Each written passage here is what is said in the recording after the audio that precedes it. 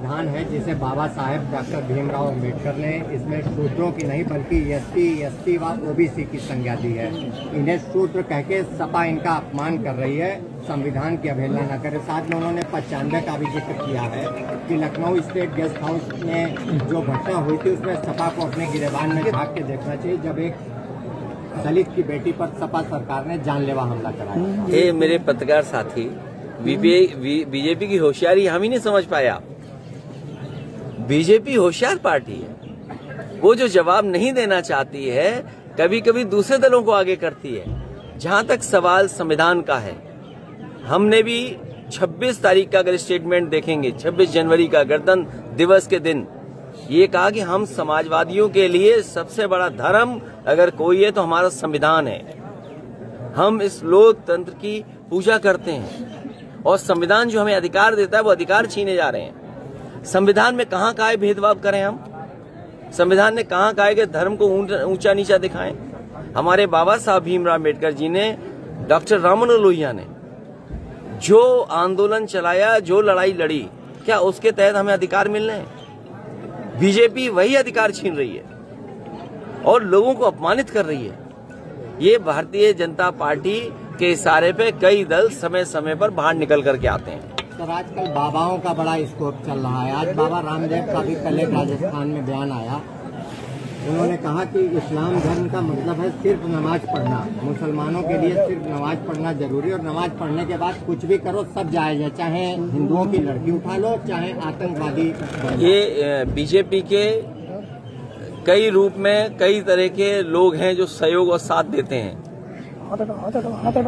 जब बजट देश का पास हुआ है, आप बताओ किसके चेहरे पे खुशी है? क्या बजट को समझ पाए लोग? ये हर चीज जो हमें सहूलियत दे सकती थी, उस पे सब पे किस तरीके से कब्जा हो रहा है। चरम सीमा पर महंगाई, चरम सीमा पर बेरोजगारी। क्या महंगाई कम करने के लिए, बेरोजगारी कम करने के लिए कुछ फैसला लिया गया है? ये जो सड़कें बन रही हैं, आपको हमको चिंता करनी चाहिए। ये गंगा एक्सप्रेस बन भी पाएगा, नहीं बन पाएगा? आपके बिल्कुल जिले से निकल के जा रहा है। सोचो ठेका किसके पास था? सर, रामदेव जी की चिंता दूसरी। और देखिए, बाबा रामदेव जी की लिए चिंता इसलिए मत करिए, वो योग अब नहीं सिखा रहे, योग नहीं सिखा रहे हैं, वो व्यापार कर रहे हैं। मुझे उम्मीद है कि वो उत्तर प्रदेश में अच्छा व्यापार करेंगे। तेल, घी, बिस्किट, पाउडर, नमकीन वो अच्छा बेचें। सर, यूपी में इन्वेस्टमेंट समिट की जा रही है निवेश के लिए। ये इन्वेस्टमेंट मीट पहले भी धोखा थी और फिर धोखा होने जा रहा है। और आज अगर अखबार आपने पढ़ा होगा, मुख्यमंत्री जी ने कहा कि हमने 75% जमीन पर ले आए, तो इसका मतलब ये हुआ कि लगभग 5 लाख करोड़ और उसका 75% जमीन पे आ गया। तो हरदोई के लोगों बताओ, जो समाजवादी सरकार में आपके कारखाने लगे थे संडीला में, उसके अलावा एक कारखाना आगे लगाओ तो बता दो आप। एक कारखाना लगाओ हरदोई में, एक कारखाना कन्नौज में लगाओ।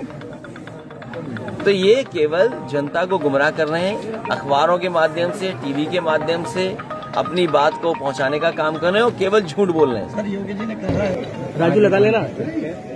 योगी जी ने कहा है कि डबल इंजन की सरकार और नरेंद्र मोदी जी को धन्यवाद। इस पर क्या प्रतिक्रिया है आपकी? 5 सीटों के नतीजे में समाजवादी पार्टी को।